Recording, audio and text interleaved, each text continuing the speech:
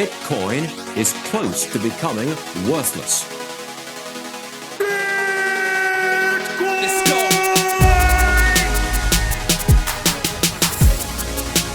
Now, what's the Bitcoin? Bitcoin's like rat poison. Yeah. Oh, The greatest scam in history. let's get it. Bitcoin will go to fucking zero. Yeah.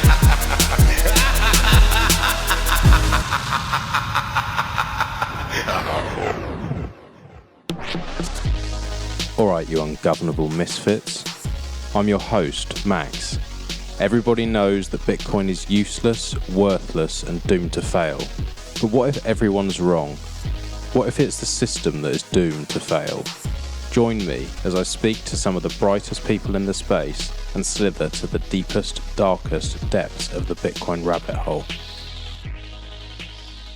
Welcome back, everyone. Today's guest is MTC BTC. You probably recognise that name. He's the man behind the Sats Ledger, a really great product that helps teach kids about the fundamentals and the basics of Bitcoin. If you don't recognise him from that, I think you will probably recognise the laser eyes until 100k. That is a meme that him and a few others have cooked up. It went absolutely crazy. We had Elon tweeting about it. We've had everyone getting involved. It's been a lot of fun and it's been a great way to get people involved and get people learning about Bitcoin. We didn't dive too much into these topics. It was just a great opportunity for me to chat a little bit more with him. We work together pretty closely, but we never get that one-on-one time. So really enjoyed it. Loved having him on, and I hope you enjoy it as much as I did. Welcome to the show, MTC BTC, the micro Chad. Thank you very much, Max. It's always a pleasure to speak to you, mate. Yeah, I enjoy our semi-regular catch-ups with the other 21 ISM fellas. What a great bunch of people. You were a part of it before I was, right? How long ago did you actually join those guys and take up the mantle? I'm really bad with timelines. Bitcoin sort of screws with your perspective on time, doesn't it, a little bit? So, but how many blocks ago? I think it was 6 months ago, that sort of time. Right, okay. So it was, it has started without me. And then I got a message from Badders, saying, look, we're thinking it would be really good to get you on board, and then self-banked as well. And they'd had a discussion and they were like, look, would you like to jump in? And I had actually been looking at what they've been doing on the sidelines for some time. And I'd said, look, I want to get you guys, because I'd already interviewed them both early on. And then I'd been looking at what they were doing and I was like, this is really fucking cool. This is really different. And I was busy with other stuff, so it didn't even cross my mind to sort of reach out. And then when they reached out to me, I was just like, right, this is fate then. This is something I would love to be involved in. And then Mr. Crown joined, and then you and Rebel Money. And so it's like one big happy family now. And I really feel things are moving forward at a faster rate, and also a little bit more direction as well. So it's been really good to get a few more people on board and get those creative juices flowing. I mean, it's a bit of an ideas factory, isn't it? Mm-hmm. I agree with you completely. I saw what they were putting out and love what they were doing. They kind of nailed the brand image and the search for quality content and Mm-hmm. great production value kind of shone through from the outset, really. But getting the chance to speak to all you guys and hearing different ideas and perspectives on where this could go, it's a big melting pot of lots of different potential directions and spin-offs and things that we could do with it. And I think that the sky's the limit, really, but it does feel like we've got some really cool ideas and cool sort of directions coming together that will hopefully translate into reality well and help the space to grow and continue maturing and attracting new people and providing the spotlight that I think it does on quality talent in the space, quality contributors. So I love the fact that there's all these different sort of 7 columns that we have, and potentially there's more that we could be adding. We had a call the other night, didn't we, where we talked about sort of different related or maybe not associated related industries, but other industries and other makers and mavericks and creatives and people who are on a bit of a mission of their own. And I think that we can provide a bridge into the normie world and connect through shared values. So Bitcoin and Bitcoiners, it's not just this sort of nebulous thing, even though it's a completely sort of novel idea. It's unparalleled in human history, the technology, but it's founded on very sound principles, right? And people have been living and seeking to return to those principles for a long time. So I think that there is some potentially great opportunities for us to help the space grow in our own sort of modest way. So it's exciting to see it all coming together. Is that what drew you in initially to this crazy Bitcoin world? Because I see you like all over the place. You know what it's like when you follow someone and you're chatting to them on Twitter, and then what they do comes up in your feed all the time. Yeah. I see a lot of people are very specific on their bit of knowledge. Like it might be within Bitcoin, it's finance, or it's what, the Lightning Network, or it's, tracking people on chain, or people seem to have like a specific thing that they're drawn to. You seem to just fucking annihilate no coiners and people in all different disciplines. It seems as though your expertise lies in just abusing no coiners, and I love that. I just jump on every day and I just see you just like put someone in their place, and then I'm like, oh, that was really good. And then I see on some other subject, and it's either like it's energy, or it's the COVID stuff, or it's something on Bitcoin, it's on finance, and it seems like you're interested in so many different aspects of this and things outside. So what was it that drew you in the first place? How did you come to find Bitcoin and all of this craziness that we live in? Yeah, it's interesting that you make that observation. I don't go out, wake up every day thinking, right, I'm going to go and abuse a load of no coiners. Don't ever stop, please. It's so funny. But yeah, I mean, to be clear, I love getting the chance to speak to what I would define as pre-coiners, and it's only through the art of deduction and engaging with some of these people that you can quickly establish whether or not they are pre-coiners or no coiners. So yeah, Bitcoin lights up all the parts of my brain, really. The adage goes that if you tell someone a bunch of facts, then they'll remember some of it. But if you tell them a story, then it lights up their whole brain like a Christmas tree, and they'll remember the kind of all the details. Bitcoin has that effect on me, really. It just seems to touch so many parts of our lives and has such profound implications that I've spent a lot of time thinking about it and learning about it, wrestling with it back in the day. And I just think it's an absolutely phenomenal thing that we have at our feet now. And I just feel drawn to helping to, either educate or bust myths or give idiots a bit of a bloody nose who don't know what they're talking about and are in danger of influencing people that may be, on the cusp of coming into it, but are put off because of stupid takes. I particularly like going after the likes of Nouriel Roubini and Schiff, but you can kind of say it's a bit of a waste of time, but I just think that sometimes it's fun and sometimes it's just an easy thing to say. And, I don't really give it that much thought, to be honest with you, but I do like spending time telling people, educating other people, who are earnestly interested in this stuff about it. But my journey into Bitcoin was a weird one, actually. I suppose one thing that it dawned on me a little while ago is that the subject of money has been something that has played a very dominant role in my life. When I was a kid, I didn't come. We weren't poor, but we certainly weren't well off. My family weren't, and we went through a period where my dad lost his job, and we had to properly pull the reins in. And I was quite young, but I do kind of vaguely remember.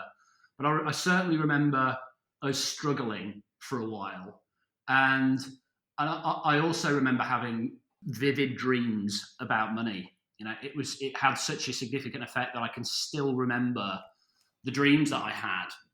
This was as a kid. As a kid, yeah. Where I would have nightmares about money. And, there was one particular recurring dream that I would have that would wake me up, and I would be kind of terrified of it, and I think back and I kind of feel sorry for that little boy who obviously got quite badly affected by money and the subject of money at the time. But like everybody else, I mean, there's lots of people that have money struggles, right? And I wasn't particularly, special in that regard, but it was always something that we struggled with as a family, and I wanted to change that, as I grew up. And so it became something that I became interested in when the penny sort of dropped, no pun intended, around how the banking system worked, and central banking and fractional reserve banking, and the path that we'd strayed from back in 1971. It was as almost, as if the kind of curtains dropped, the shutters on my eyes dropped, and suddenly so much made sense in terms of the economics of our reality and the different sort of pressures that society will face through monetary policy, and how that system is completely rigged and the game is played, and how the wealth get wealthier and the poor get poorer, and that's kind of made manifest through central banking, money printing, Cantillon effect.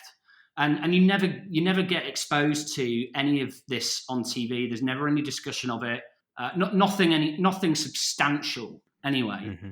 Certainly, school don't give you an education in it. My kids are sort of learning about, in inverted commas, money at the moment, and what they're being taught is the original names of the 50p piece and how to recognise different banknotes. And useful. It's nonsense essentially. So, and there's nothing. I mean, obviously, with my kids, they understand what money is and what it isn't, and how that differs from what we have in use today. But yeah, we're not helped to understand the mechanics of modern monetary. The modern monetary system, right? You have to go and find that information out for yourself. And one thing that my dad had done for me right throughout my life was encouraged a healthy distrust in authority and in government. So I'd always kind of had a level of healthy suspicion about things that were told and not told in the media. But when I really kind of started to understand how money worked, that led me on a journey to, reconsidering other things that I'd either been told about or not been told about. And I was convinced that, back in sort of 2008, 2009, particularly with the economic crisis in 2009, I thought, the writing is on the wall here. This system cannot last forever. And arguably, it's a system that when it's been designed, has been designed knowing that there will come a point where it fails because it's not sustainable. You just have to take one look at debt levels to understand that it's absolutely not sustainable, and the fix is in, really. So, there's end games here. But I thought that was going to come a lot sooner than it has. And so I was seeking for ways to protect my what money I built up, savings that I built up. Michael Saylor calls it, the melting ice cube. I didn't have anything like, the size of the problem that he had. But, I'd done okay back then, with my job and stuff. And we had a fair amount of savings. My wife and I got the chance to go traveling around the world, before we started a family. But yeah, I wanted to. I found the whole idea of banking, central banking, as it is today, sort of morally repugnant, and felt that the writing was going to be on the wall. And what was the best move that I could make? So I ended up probably back in 2010 investing quite heavily in precious metals, because I felt that was going to be the natural sort of way out. I was listening to the likes of Schiff, Max Kaiser, various other people on that scene, sort of Jim Rickards and various other folks like that.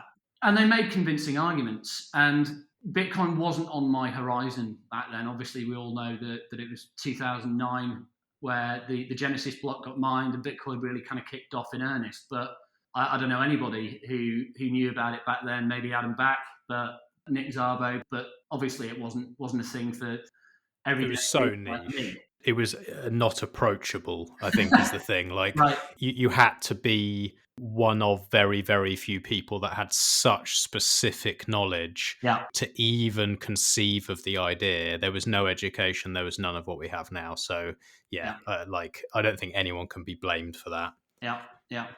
But it's funny that it was around that time I realised that there was a problem, and I was seeking out solutions.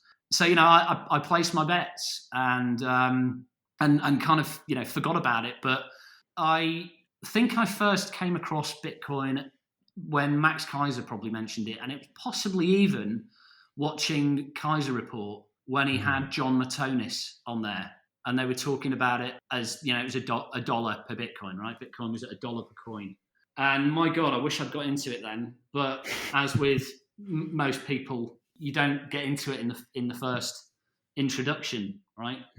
So there was lots of stuff that I was listening to back then, and I still felt that my bets on gold and silver were absolutely valid. And this idea about there being a form of money that could be minted digitally, not double spent, and in any way capable of reaching the heights that it has now, and proven out its ostensibly its promise of being censorship resistant, unconfiscatable, immutable, scarce, etc., and the rules being obeyed, and it growing to the levels of success that it has now. That just didn't even cross my mind that would happen. It was kind of like a bit of a write-off for me, really.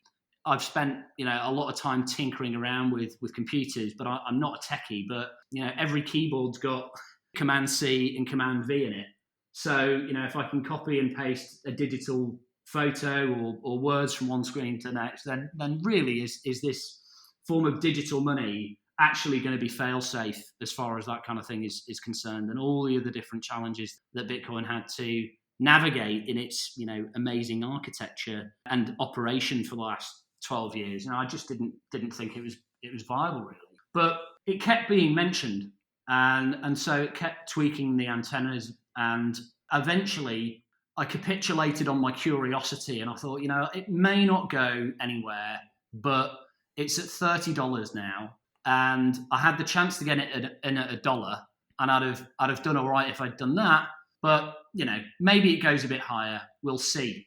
So I bought a Bitcoin allocation on localbitcoins.com, and it may have even been in the days when localbitcoins.com was pre-KYC, and it was weird. It felt like a backroom operation. I don't think I'd use an exchange for buying stocks or shares or anything like that at that point. So the idea of the type of exchanges that we have now, the likes of CoinFloor and Swan Bitcoin, etc., where the user experience is much more user friendly than it was back then. Local Bitcoins sort of felt like the equivalent of a dark back room in a pub, right? But online. But I dutifully had a successful exchange with some guy who, there's a reputation system there, and I kind of felt like I could part with a bit of cash for it, just as a test, see how it worked. And this was in 2013, and everything that I was reading at the time was, if I'm going to part with money for something, then I want to be as certain as I can that I'm going to see my money return to me as and when I want it. And what I was reading even back then was you should run your own node. And I think it was an interview that you had with Bitcoin Q&A where he said, no noobs ever go from having no Bitcoin to having some Bitcoin and running a full node on day one. Do you remember that? Yeah, well, I generally have that view as well, but it sounds like you're going to blow that out the water and tell me that that's exactly what you did. That's exactly what I did. Yeah, wow. It's bizarre. I laughed out loud when he said that. Because, I don't think there were any apps back then, on your phone. I probably tinkered around with Electrum, but it didn't really seem to be quite the sort of. I mean, in terms of other regular commercial software back then, UI and UX was still a thing, right? Things were well designed. Obviously, what we have nowadays knocks the old stuff, makes it look so dated. Any apps that you have on your desktop computer look weathered from those days compared to what we have now. But there was still, a level of design and good UI, and Electrum just seemed a little bit not quite sure about this. Bloody idiot thinking about it now, But I downloaded a copy of Bitcoin, I went to the Bitcoin website. I downloaded a copy of the client and I tried to sync the blockchain. Now, I don't exactly remember what happened in terms of the actual mechanics and steps that I went through, but I remember what bloody happened in terms of my journey over the next 9 months, and particularly the following 2 weeks. So I think that having set up the client, I think I created a wallet and transferred the Bitcoin from localbitcoins.com to my Bitcoin Core wallet, and then tried to sync the blockchain. Now, I think that's what happened. I might be wrong, and if there's any experts out there who are listening to this, they might be jumping up and down and saying, no, that's not what happens. But I can't think of any other way that it happened, because basically somewhere between me transferring the money off localbitcoins.com to myself on my computer, the sync of the ledger failed. And the reason it failed was because when I'd downloaded or started the download process, over the next sort of 12, 24 hours, things seemed to be okay until I looked at my progress and tried to do other things on my computer, and I realized that my service provider had clamped my traffic.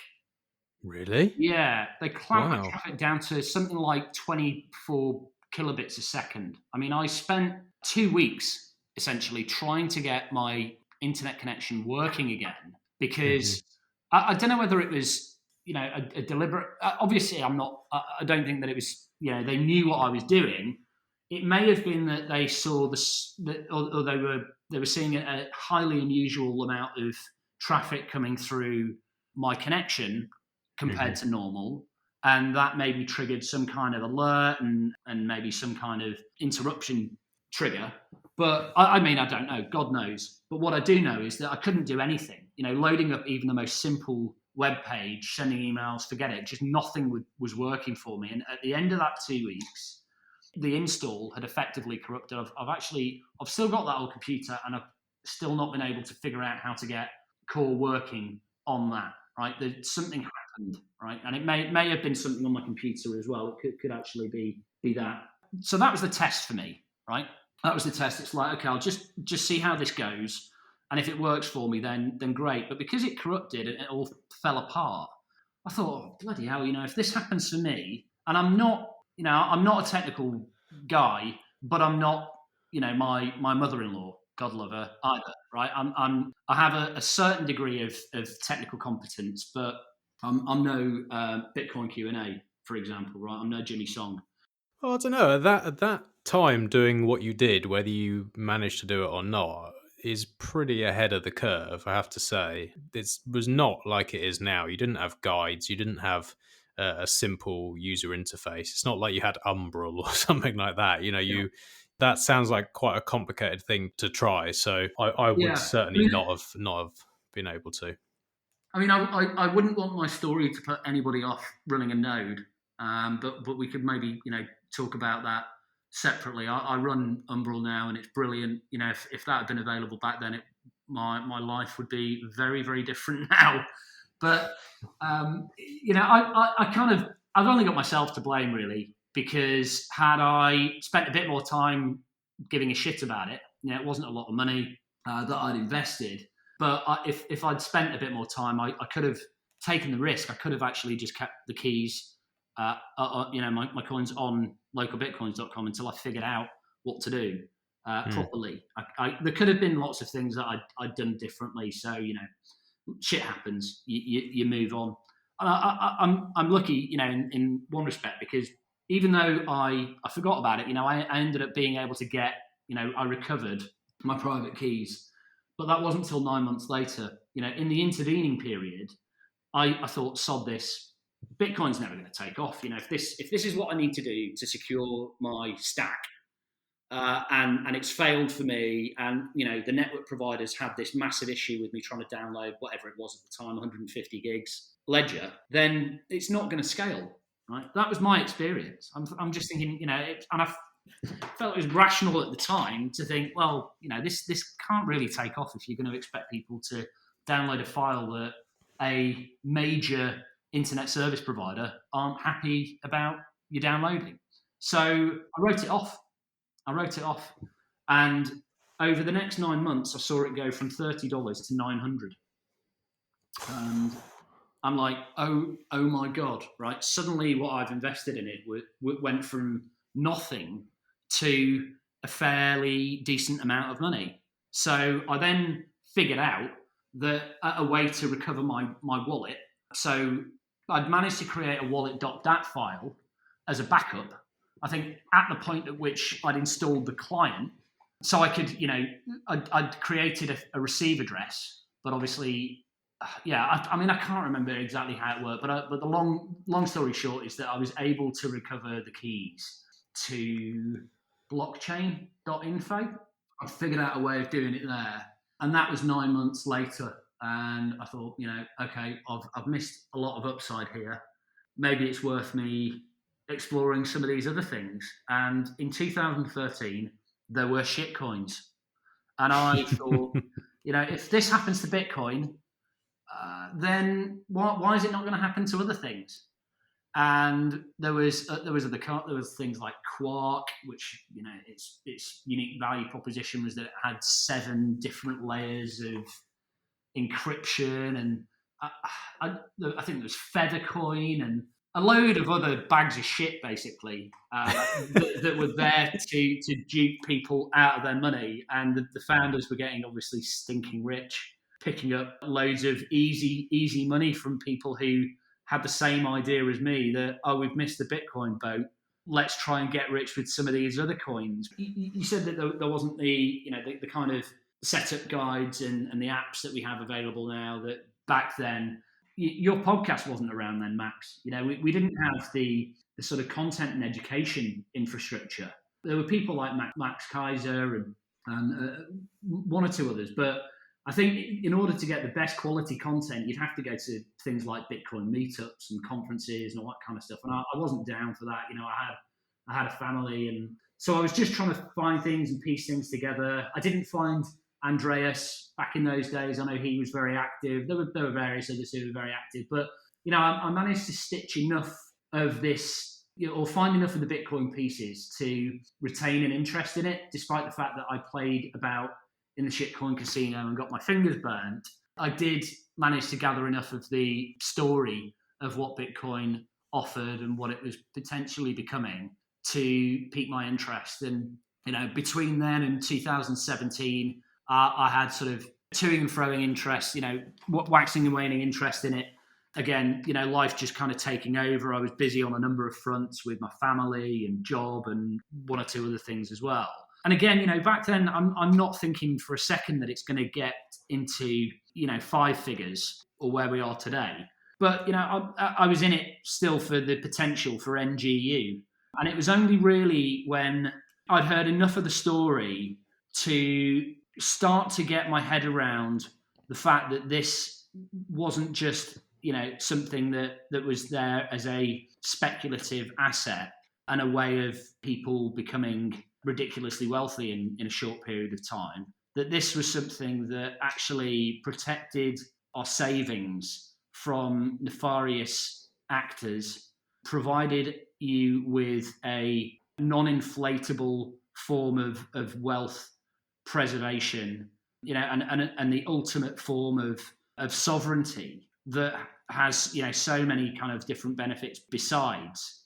That I had my sort of oh shit moment of the penny properly dropping, or the Bitcoin properly dropping. And thinking, God, what have I been doing playing around with all these shit coins? What a complete waste of time and money. And Bitcoin is what I've been looking for, really.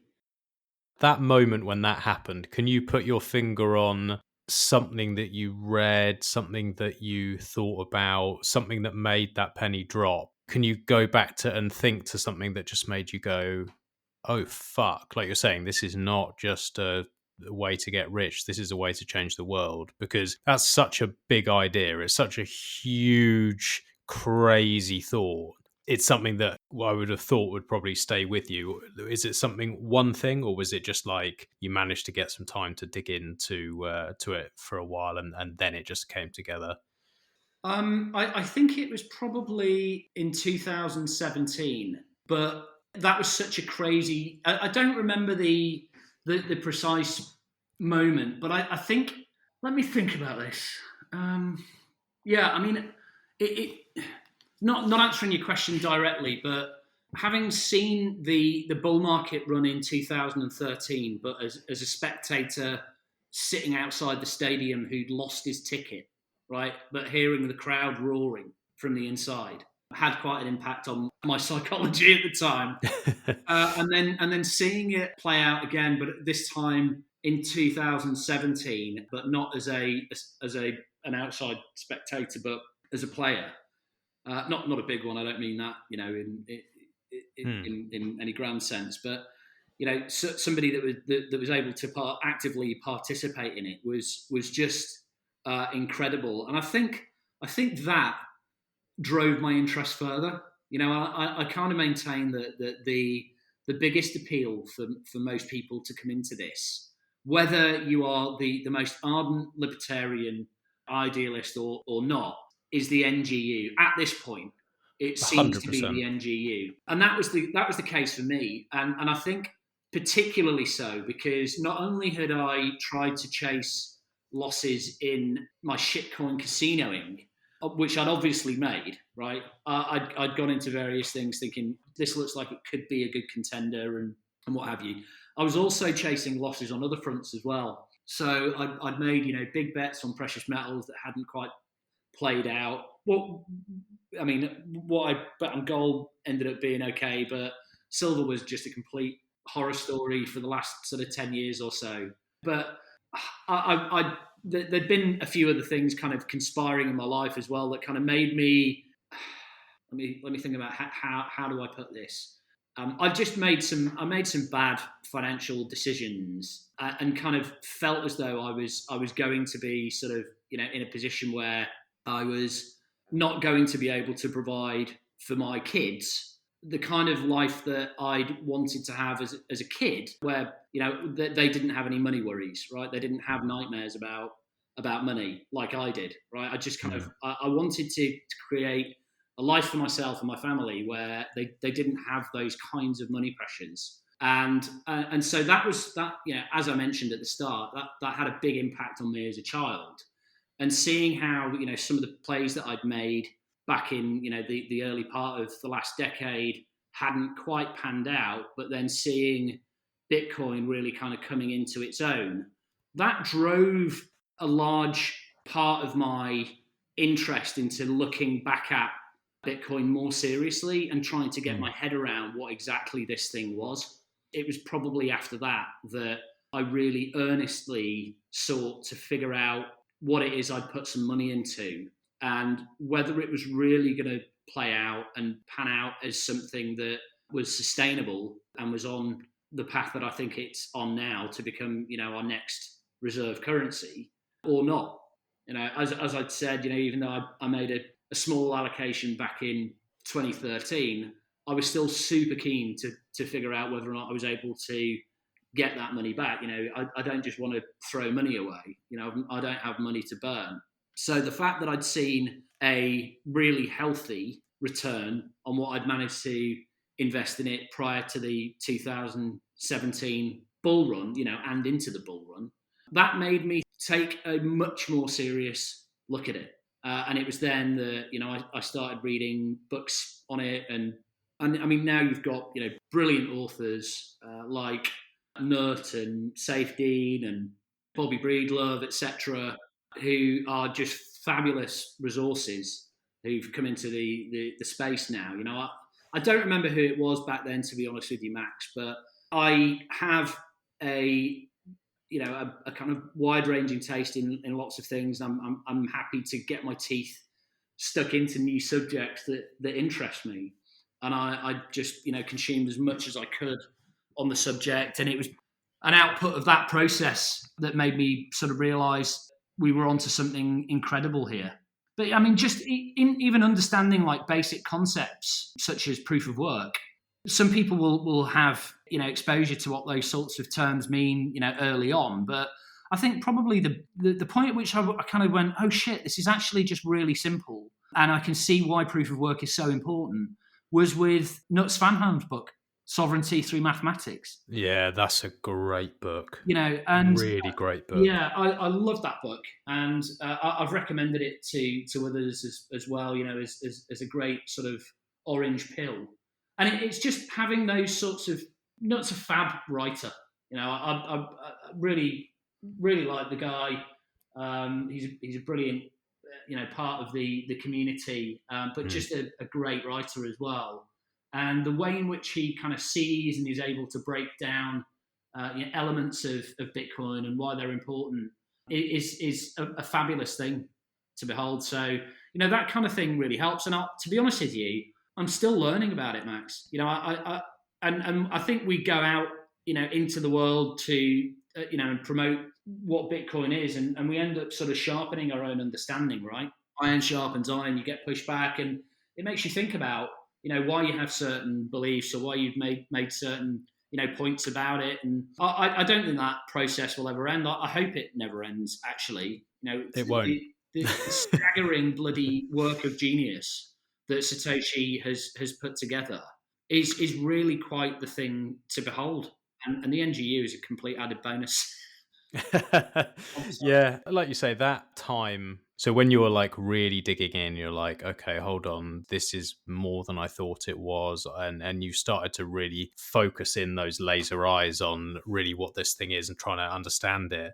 That feeling, or certainly for me, that feeling was I don't want to say the most exciting thing in my life because my missus might hear me, but it is mind blowing, like nothing I've ever experienced before. It lit a fire in me like nothing else has. And I don't think it's possible to explain that to somebody who's a no coiner or hasn't really dug in yet. And I think that's sometimes why, our excitement when we try and explain things and our confidence on things, because when you understand, like you're saying, proof of work, it's like, it's so simple, but it's so fucking obvious when you get it. It puts people off because it's just like, I mean, I've said it on this podcast loads of times before, but I remember sprinting around my house at like 3 a.m, just like screaming because I was so fucking excited, because there was just been certain times where the penny drops on, it's like a jigsaw puzzle, isn't it? You're putting all these pieces together,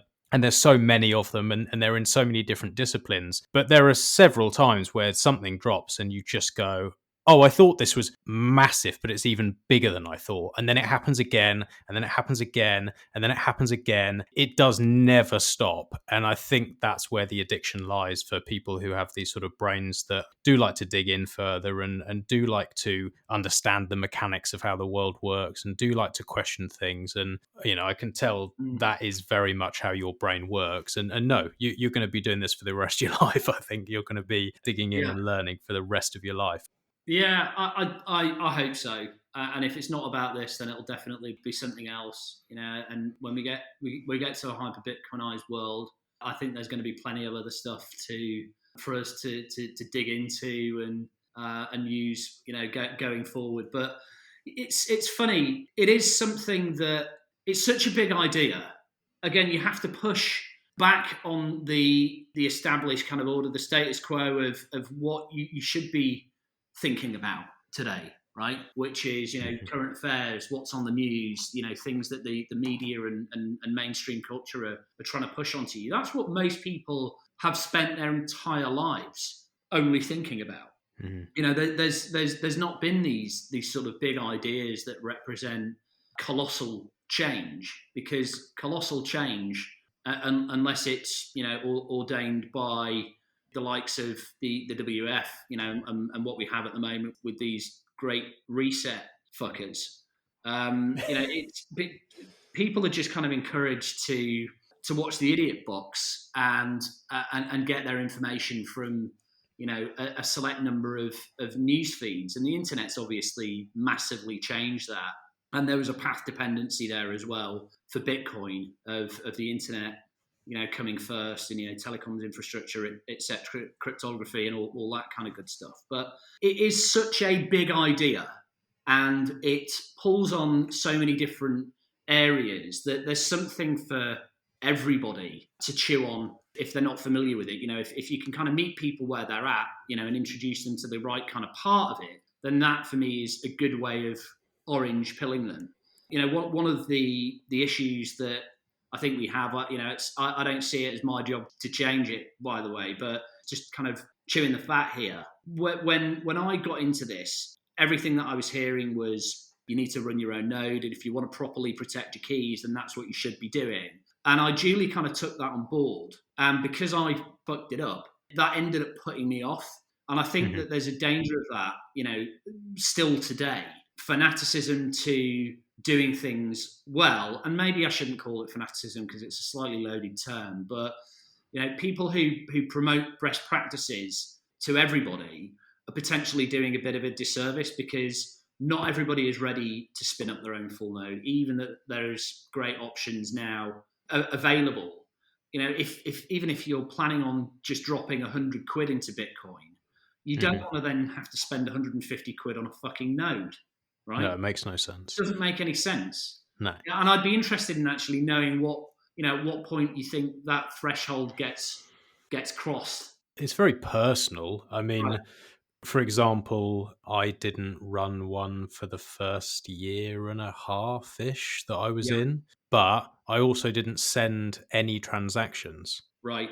I didn't buy Bitcoin to use on darknet markets. I didn't buy it for any other reason, in all honesty, than I want to make some money. I'm not a techie person, so I was like, started reading and learning, and then, I sort of got to the conclusion that it's like, okay, well, if I want to make sure that when I'm, want to have some privacy when I'm sending, and I want to make sure that I choose the rules, basically, then I'll run one of these nodes. But there was not really any need for me to, realistically, when I'm just holding my coins. Like I used a hardware wallet, and that relied on, at the time it was Ledger, and it was Ledger's node, but I didn't send any transactions.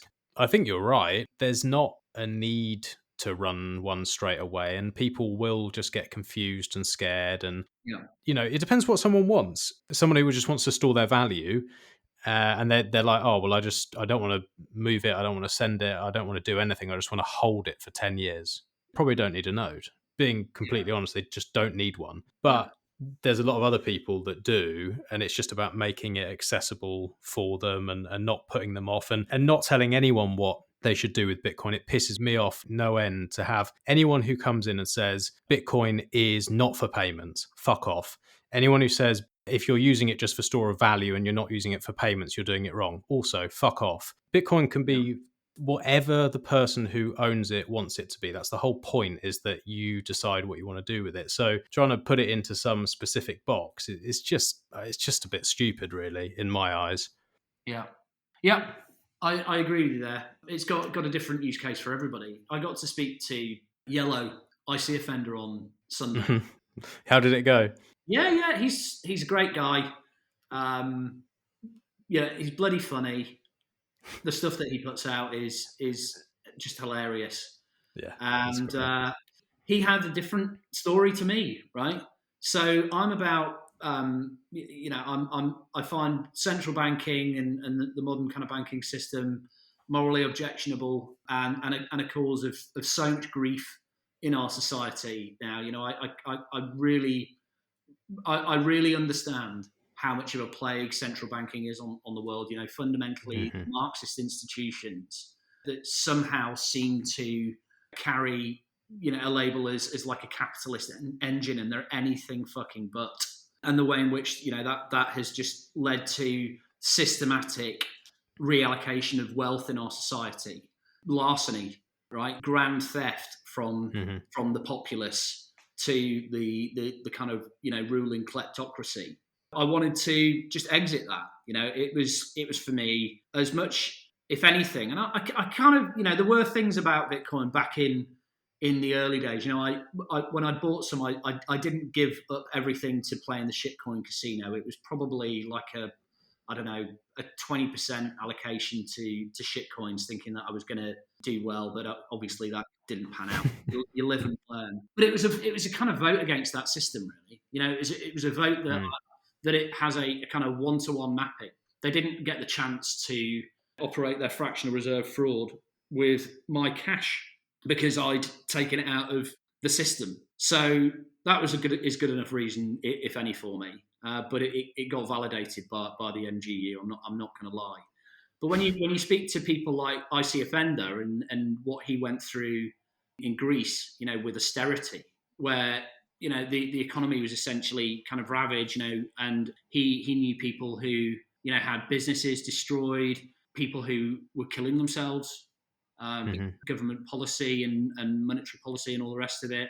He told me about what happened. I mean, everybody knows, but the affair in Cyprus, where the Cypriot government dipped into people's bank accounts overnight, and if you had over disgusting 50k, then they just went in and took like 5-figure amounts for themselves, bail in.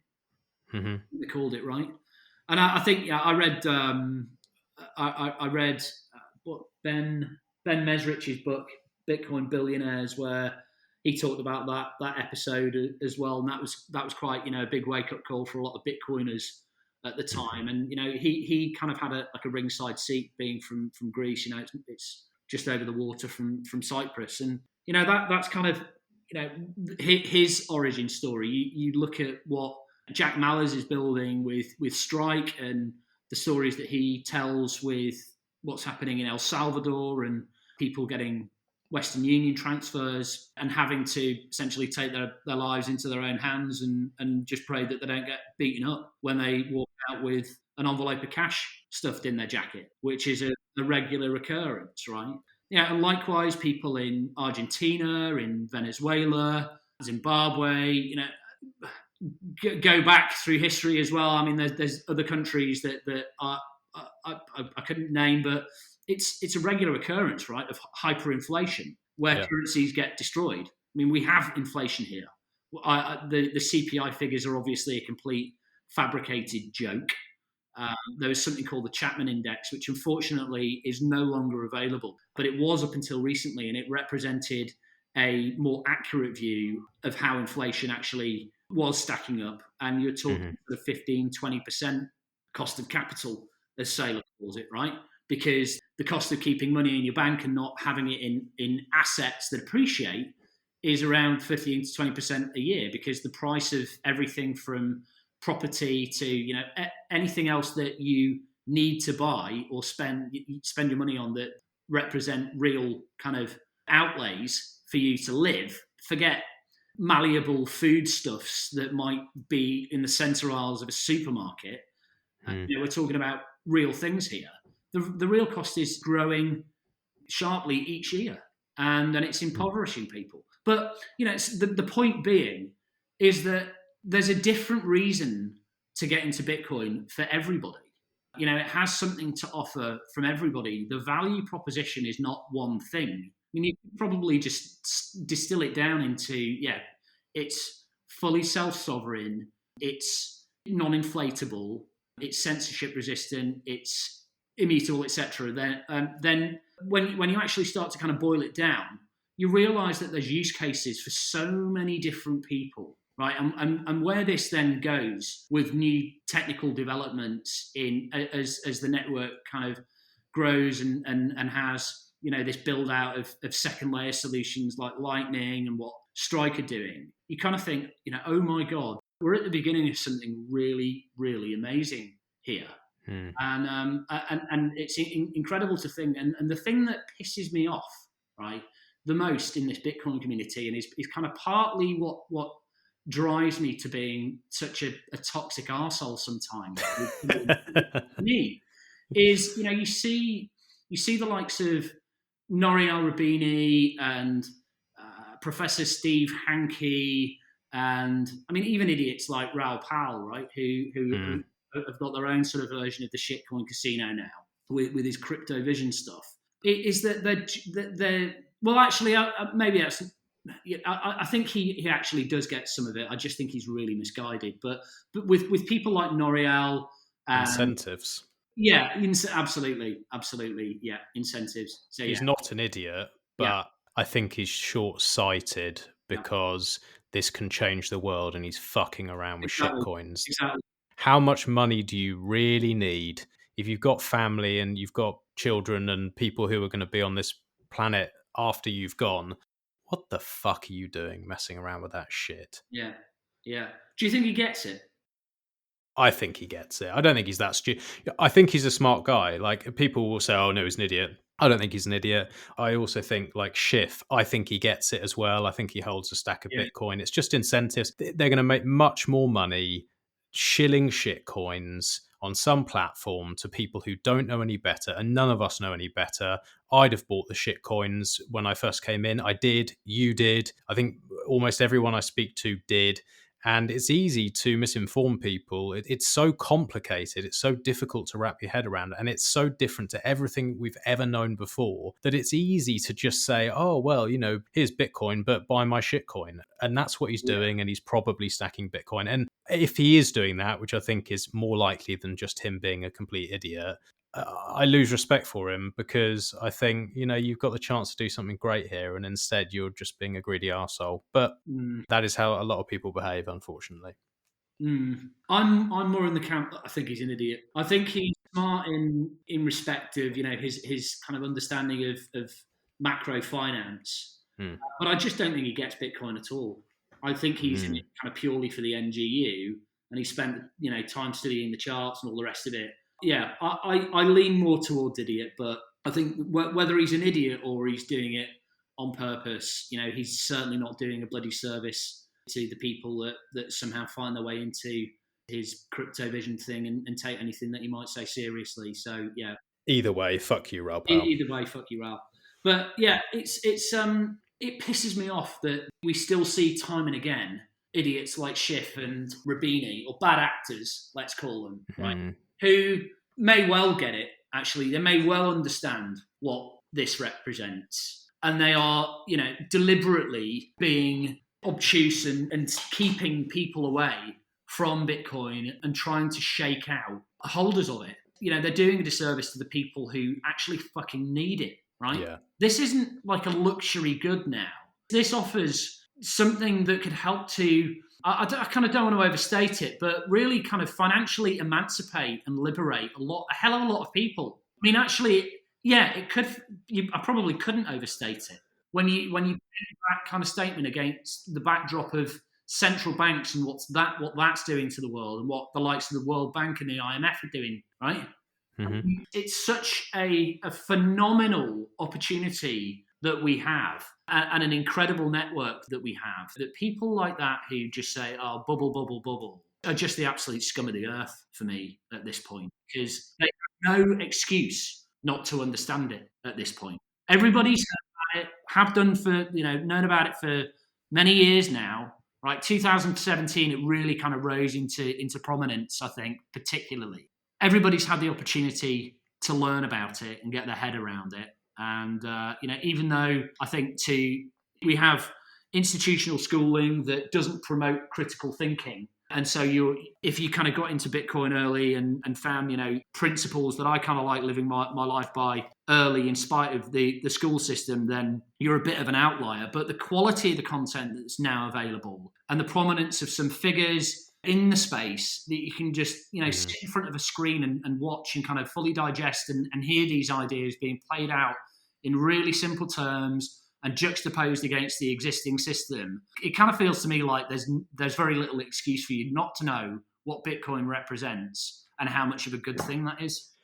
It's very true. And just circling back to, the beginning of when we were chatting, and I was saying, I always see you shitting on no coiners. I think that the point there that's been made, and I think it's definitely true, is the people you shit on are the Rubinis. They are the people who are, as you rightly say, they're standing in the way of people getting on that lifeboat. They're fine. Like, we can say, oh, have fun staying poor and all the rest of it. They're not poor. They've got more than enough money. They'll be fine. But they are blocking people who really need it, and that's really disgusting. It's really annoying, and the majority of them, they know exactly what they're doing, and it's really, really sad. It's really disgusting to see. You're talking about your childhood having to think about money and worry about money, and there's so many people who are living in that situation, and there are more and more people living in that situation now. It's only going to get worse. The money printer's going burr. There's lockdowns. People's businesses are being stripped away from them. People's sanity is being stripped away from them. All this shit is going on, and there's one thing out there. There's only one thing that I can see, which is not only an active protest, but it also can save people from having fun staying poor. And these dickheads are standing there touting bullshit that's provably wrong. It's provably wrong now. Like you say, there's so much good information. It's so clear. All the FUD is just recycled fucking bollocks. And they should really, really take a long, hard look in the mirror and ask themselves, is the world going to be a better place for me being on it? And I think the answer is no. Yeah. What are you doing in life then? What the fuck are you doing? If you don't want to try and make the world slightly better, you might as well not been born, mate. Yeah. What do you think it is that's driving these people? Do you think that they are, they're knowingly putting people off the scent, knowing exactly what Bitcoin is and the threat that it represents to, this rigged financial gain? Or is it ego? Is it stupidity? What do you think it is? I think it's obviously a mixture, but definitely the big players, definitely the big banks, the people pulling the strings, the people in control. I think it would be unreasonable to think that they don't understand this. I think a lot of it is they're entrenched and life's good for them. So you don't really look, you don't really think. You're like, well, I'm doing well, I've got a good salary, like everything's fine for me. They might not have known hardship. And so they're not really thinking, and they'll say, oh, we care about everyone, or we don't want anyone to be in poverty. They don't give a fuck. So there'll definitely be some of that, but I think a lot of it really is misinformation. I think it is like, hold on a minute, if this thing becomes more popular and more people use this, we can't just sit and leech. We can't just create no value, or actually less than no value. What they do is they take away freedom. Yeah. They cause issues. They stop innovation. They're just fucking leeches who get paid a lot of money to be leeches. And they realize, like, oh, hold on a minute. We can't do that anymore if this thing takes off. And we're going to actually have to take responsibility for our bad choices, because we can't create value out of nothing. Like, we'd have to either tax people or create something of value. And as far as I can see, that's never fucking happened. So I think that it is more misinformation than stupidity. Although, like, some people like Nouriel Roubini, I just think he's a fucking lunatic. I just think he's an idiot. I think that's the most likely thing I've come up with. I just look at him. He's like a cartoon character. He's a fucking lunatic. Yeah. Yeah. So yeah, I don't know. A mixture. Yeah. I mean, we saw an example, I think it was just before Christmas, of how central bankers react to what Larry Fink of, is it BlackRock Investment Asset Management, said to Mark Carney. He called it the B word. The B word. Yeah.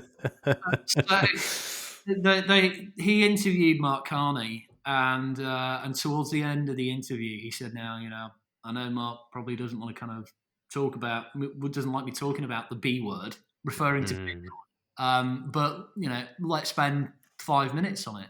And Fink essentially provided kind of level of interest and validation of it as an investable asset class.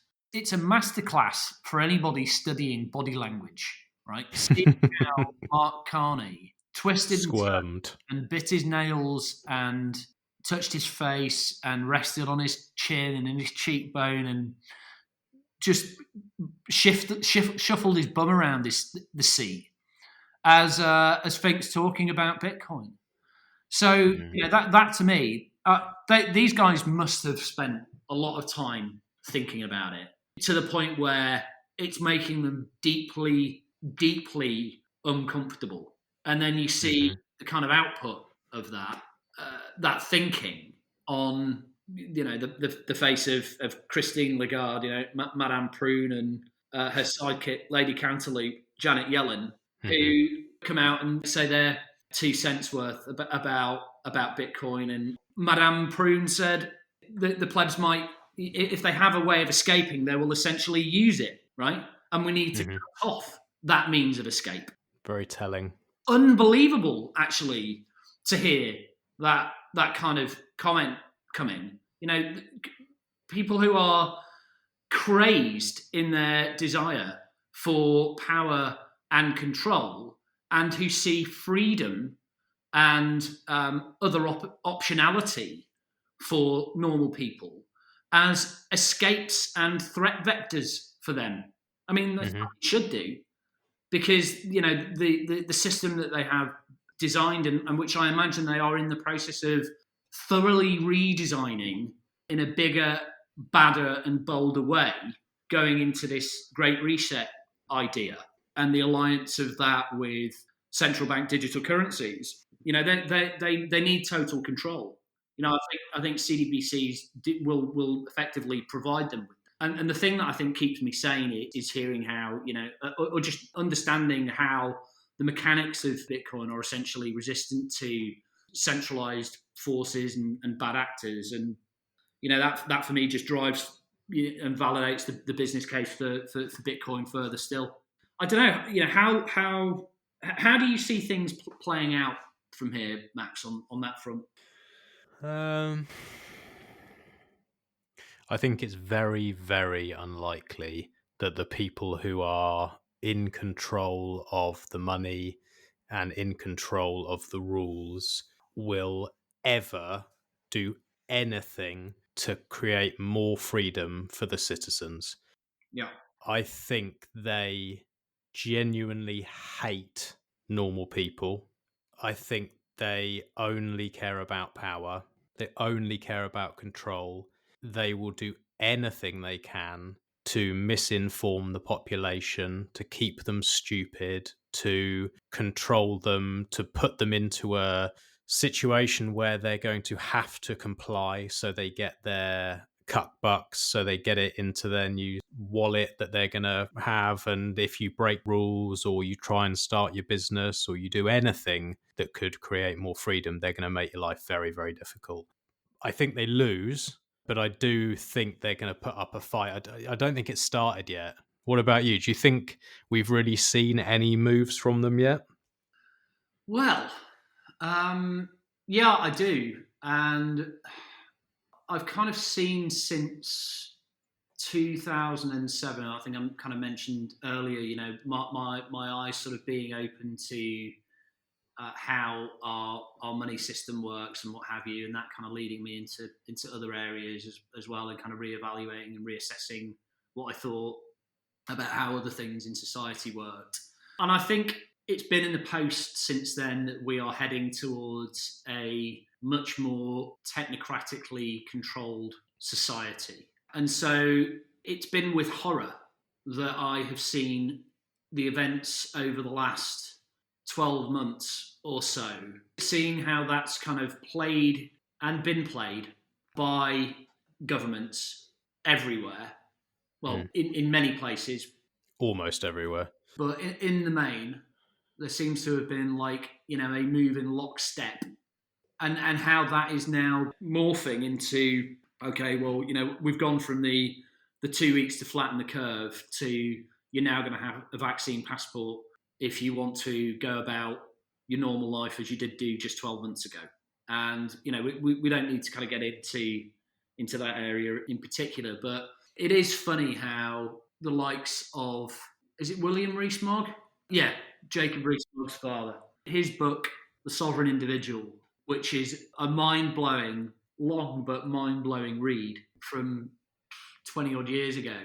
he telegraphed the fact that states would likely use a viral pandemic threat to clamp down on the rise of the sovereign individual, or the threat of the sovereign individual, and the internationally mobile, or the international mobility that those individuals would have. He also predicted, the rise of a digital money, etc.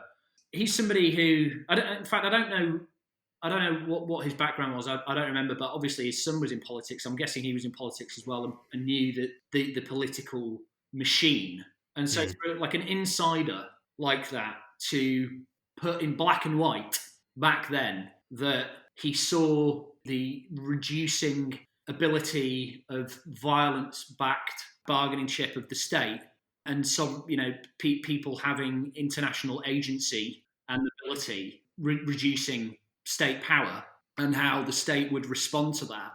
It's a bit freaky, really, that that's kind of been the playbook over the last 12 months. Travel has been almost eliminated, and we're now in a position where if you want to be able to even just move around freely in your own fucking town now, then you're going to need to bend the knee and roll down your arm for a jab that the manufacturers of which insisted on full indemnification from liability before they agreed to roll it out. And yet you're being told that you can't go to a pub or a football match or grocery shopping unless you have it in your body.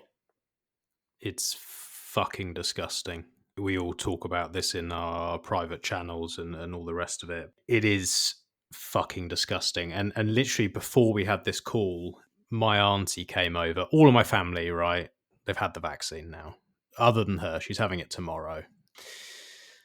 And I thought I'll just try and not be combative here. And I'll just sort of try and see if I can put some facts out. And it was quite worrying how indoctrinated she was and everyone else is when you say something like, well, I'm not having the vaccine because not only do I not know if it's going to harm me, but also I think that in principle, it's wrong. I believe that freedom of speech is very, very important, and I see that being infringed upon. I think that freedom to move, freedom to travel is very, very important. It's a human right. That's being completely infringed upon. The freedom to earn and provide for your family has been taken. And now they're saying we're actually going to infringe upon your right, what you can and cannot have in your body. You can't choose anymore. You don't even own your body. And to that, the response was, you don't have to have it. And I said, well, you kind of do, because if they're saying you can't travel, you can't work, you can't go to a supermarket, you can't live in any way a normal life, and it's going to get worse. We all know it's going to get worse. Then do you really have a choice? And it seems peculiar to me that nobody questions, is it all worth it? The death rates to me, I'm no doctor, I'm no scientist, but don't look concerning at all. I think that there's probably going to be more people topping themselves because they can't put food on their families' plates, and through depression and all the other stuff that's going to happen. Yeah. But the thing is that nobody's asking these questions, and they're giving away the most basic. I mean, we don't have human rights necessarily, but the things that would be most reasonable to assume that you'd have in a free country would be you're allowed to move, you're allowed to speak, you're allowed to provide for your family. Nope, no, and no. Yeah.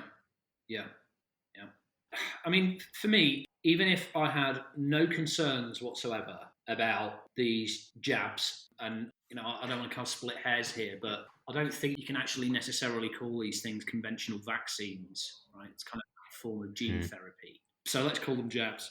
Even if I thought these jabs were perfectly safe and there was a 100% safety record and all the necessary kind of, clinical trials, I know that some were skipped, but if it ticked all the boxes and I had zero concern, I would still be against people being forced to have it, because it sets precedent that you don't have the choice as to, you don't fundamentally own your own body, right? If somebody else has the right to put something in your body, you are their fucking property. And if you're willing to, there is a word for somebody who is prepared to put something in their body in exchange for concessions, right?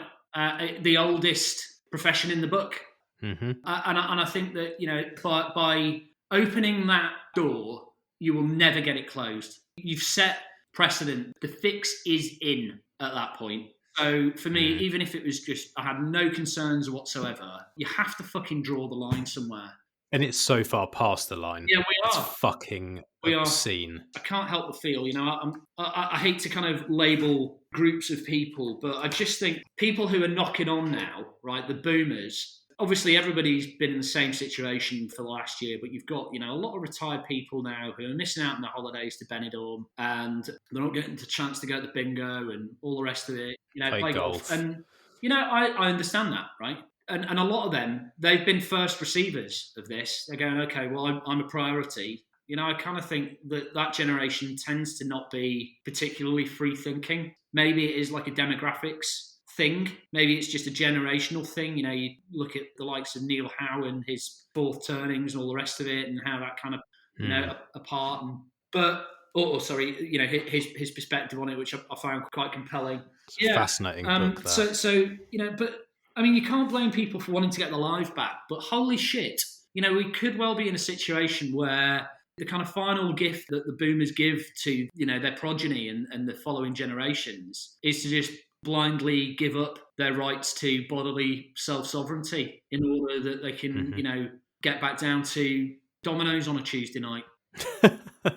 It's absolutely true. It's very, very selfish. The same thing with the money. You do realise that your life was very different to the life of your children and grandchildren. And you could go and buy a property as a young couple. You could go and have one person working, not two, working two jobs and never owning a property. The difference in how hard it's going to be for their children and grandchildren, just financially, is completely different. Like, it's a completely different world. And that seems not to be enough for them. It's like, we're not only going to fuck you financially, but like you say, we're going to actually take away the sovereignty over your own body and your speech and your travel. Yeah. And we're going to do it because it's convenient for us, and we're lazy fucking sheep who can't be bothered to look at a chart, to think, to read a book, to look at history, to think about human incentives, to look at how governments work, to look at anything, to do anything. And I think that's why there's this confrontation on Twitter, and people like you have to go and shit on people, because if it just wakes one of them up, if it just makes one change, it's worth it, because the stakes here are too high. You can't ignore this. This is such a big turning point that is, never in history. Never in history is something like this. This is, without question, the most important phase of the life of anybody I know right now. This time is absolutely fork in the road time. Everything is to play for here. And I don't think that's hyperbole in respect to the fact that people say, oh, well, it's not going to be that bad. Don't worry. There's some idiot today, saying, oh, just, come on, just enjoy life. Just be happy. And it's like, okay, try telling that to your son or your grandkids 20 years, 30 years down the line, who are living in Klaus Schwab's open fucking gulag, where they have nothing, but they're happy, right? This isn't... It's in the open. They are in the open, right? They've broken cover. And it's not like this is just some, crazy fucking communist prime minister or president of some country in the nether regions of the planet. This is a guy who's sitting in the middle of the top table for this self-titled World Economic Forum that the world's largest businesses are members of and active supporters of. So what you've effectively got here is fascism 2.0 with the ruling kind of technocratic corporatocracy controlling all of the chips and you having fuck all, right? So how does that then play out? Well, all right, what's this got to do with how things are going now, COVID and all that kind of shit? Well, you can bet your bottom dollar that your vaccine ID will find its way to being connected through things like the Gavi Alliance and Bill Gates's ID 2020 agenda, which I think Germany are talking up at the moment, possibly have even become a signatory to, where it's not just going to be a vaccine certificate. It's going to be other things associated with you as a person. You know, they've pushed for national IDs since the end of World War II. It's been a constant threat and a constant source of friction between individual people and statists. So it just keeps getting reinvented.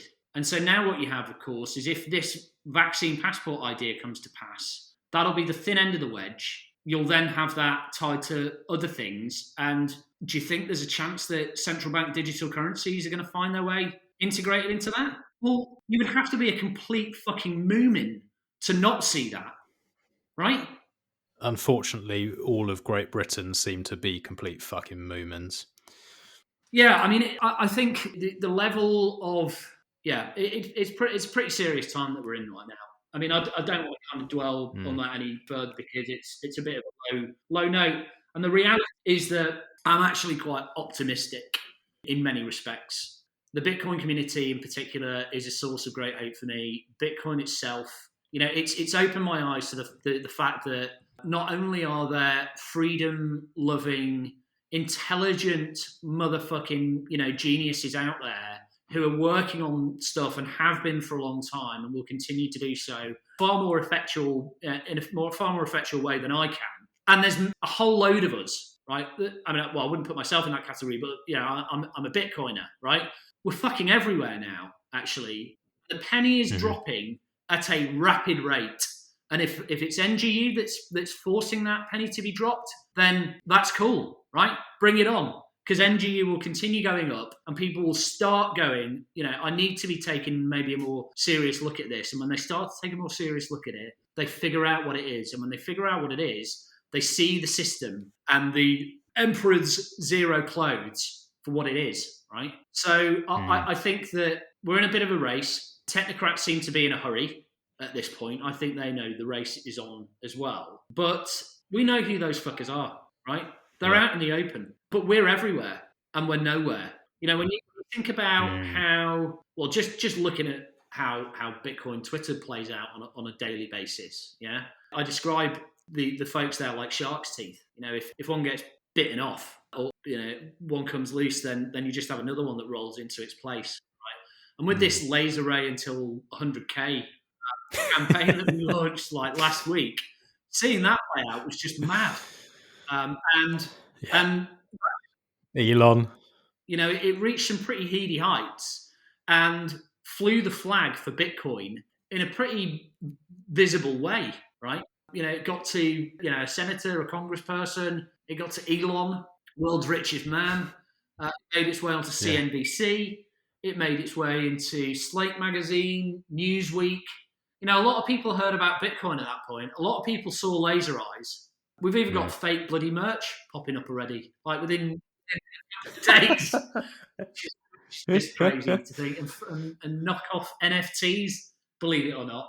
But it kind of shows you the power that even though there's no sort of, you know, it's kind of leaderless force, but it has this kind of organic unity founded on common values and just driven by, you know, what we see that Bitcoin represents. And that for me is a source of massive hope. If it wasn't for Bitcoin, I'd probably be despairing right now. But I'm actually optimistic about the future, and I fucking love the folks that I knock around with on a daily basis in the Bitcoin community. You know, that they are the heart and soul of Bitcoin for me, and it's really cool to be part of it.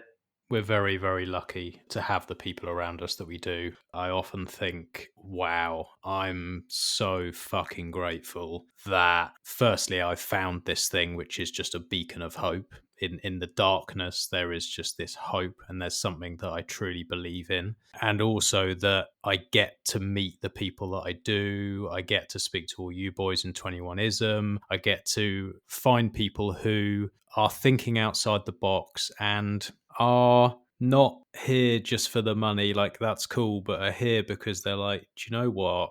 I want to change this fucking world. I want to make this place a better place for my children and grandchildren, and I want more freedom. It sounds really, really cringy and corny, but I think that good will triumph over evil.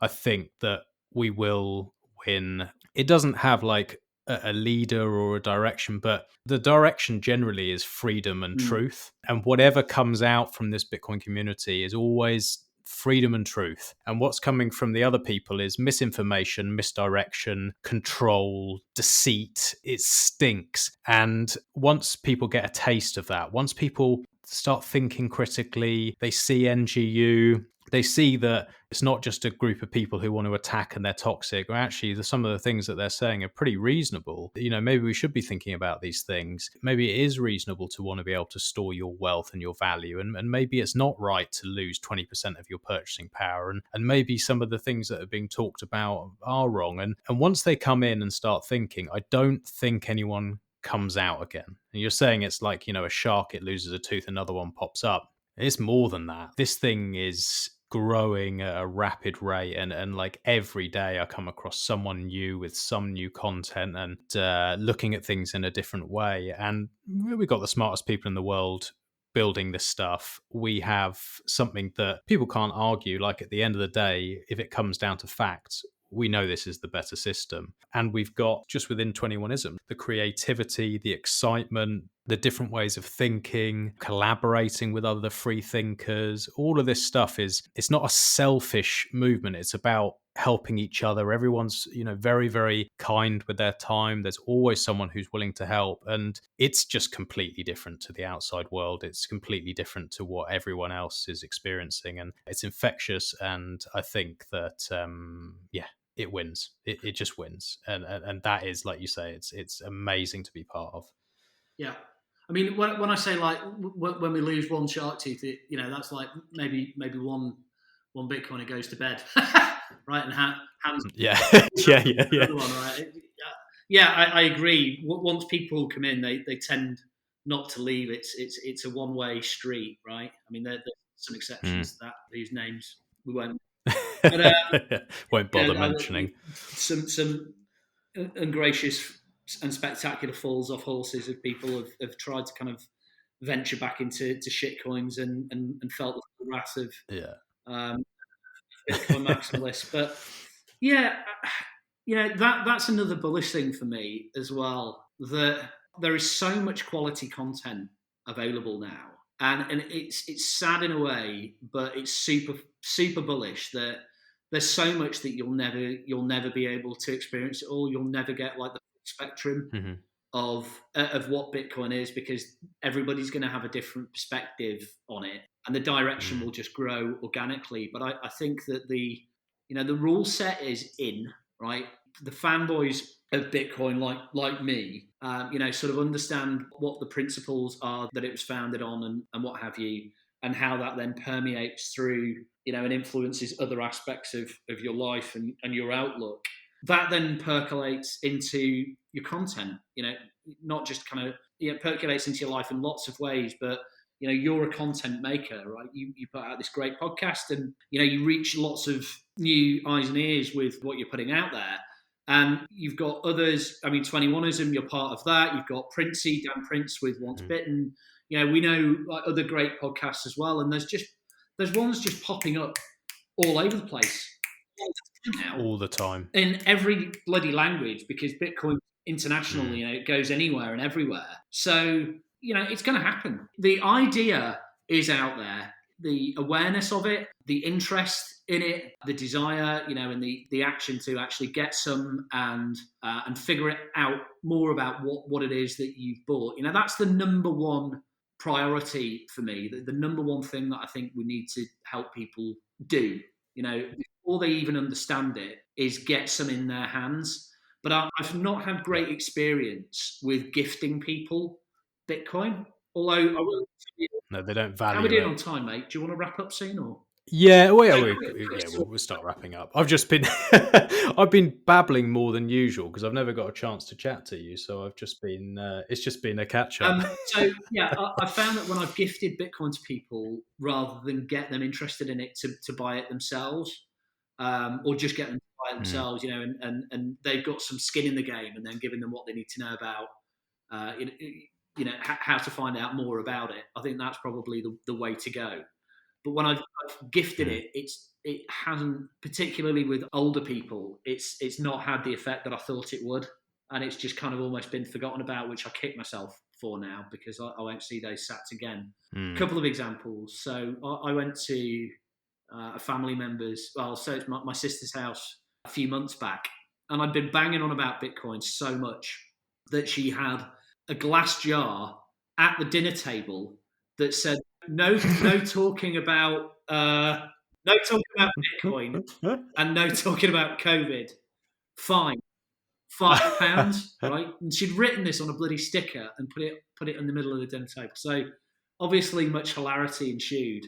So bit of a running joke that I obviously get on my soapbox about those two issues last year. But anyway, my niece, I said to my sister, it was an important birthday, and I said, I wanted to get her something.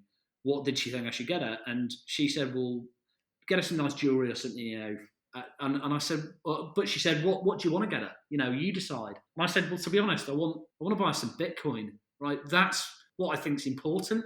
You'll be the same, I'm sure, Matt, right, Max? With No, I'm such a tight fucking bastard. I've got no friends, so every sack goes to me. But no, that's not true. We do. I've got a few people who I care about who have got some sats that they don't know they have yet. That I'm keeping safe for them. Right, yes, same. So anyway, I said that's what I want to give her. So I went to pay her a visit on her birthday. I gave her a paper wallet. I said, look after it. There's a certain amount of money that I put on there for you. And over the next, 2 months, this was back in October. So where were we in October? 10K? 10K? Some about that, yeah. And then by mid-December, we'd got to where? Do you know what? I haven't got a chart in front of me, and I try not to look. 20? Say again? Maybe 20 or something like that. Yeah. Okay. So she texts me, hey, Uncle MTC, I don't know whether you've thought about getting me anything for Christmas this year, but if you have, could you please get me some more Bitcoin? Amazing. So she's on the path now. Another shark tooth appears. Yeah. So yeah, that just massively validates as well. The fact that if you can give people some exposure to it, and you make them cherish it, cultivate some kind of interest in it, then the rest will probably work itself out for them. Yeah. I agree.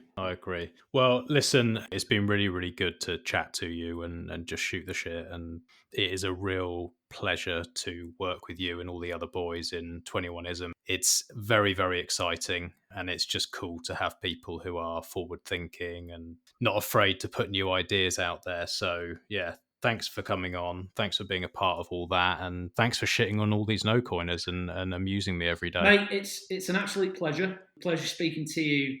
As always, thanks for having me on. If anyone's listened right up until this point, thanks for your attention. Look me up on Twitter and let me make sure that we're connected there. Max, we need to get a date in the diary to get some steak and wine down us. 100%. Yeah. Well, if you feel like breaking some lockdown restrictions, you guys can all come round to mine if nowhere else is open. We'll get some steak on and some wine in us. But yeah, definitely, we've got to do that. Look forward to it, mate. Yeah, really enjoyed the chat. Thanks again for having me. All right, mate. Well, enjoy the rest of your evening, and we'll speak again soon.